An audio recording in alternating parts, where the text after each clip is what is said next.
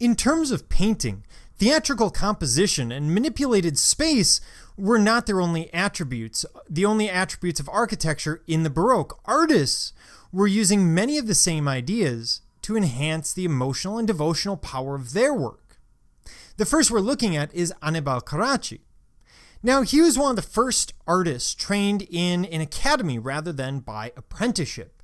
This is a very new idea at the time.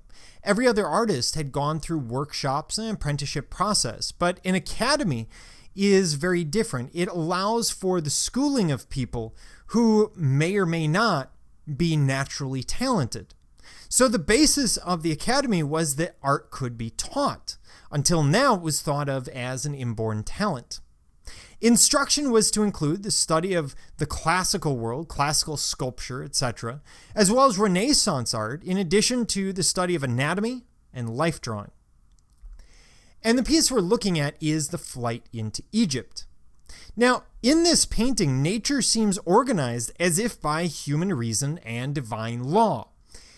It's far more organized than anything we would ever expect to see. After all, how many cities have waterfalls coming out of them?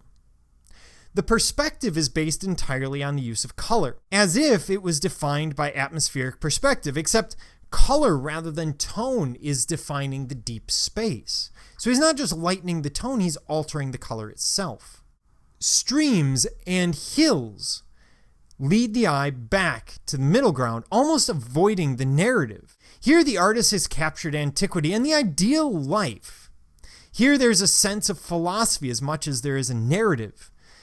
Incidentally, the two clash vividly. The flight into Egypt, of course, would have been a hurried escape, not a tramps through the countryside, as it were. And all of this organization drawing us back, the fact that the flight into Egypt is so pastoral is very, very different than anything else we tend to see. This is religion set into landscape. So it's a part of day-to-day life. And it's got some of Giorgione's lyricism to it. As we fall back into that landscape, invited into the landscape, but not into the scene itself. After all, Mary, Joseph, they seem to be dressed the part. They seem to be historically dressed.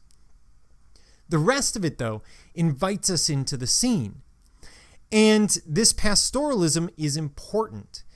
It's creating this comfortable air, which could draw us into religion itself, giving us a visual sense of the comfort that religion brings to its believers.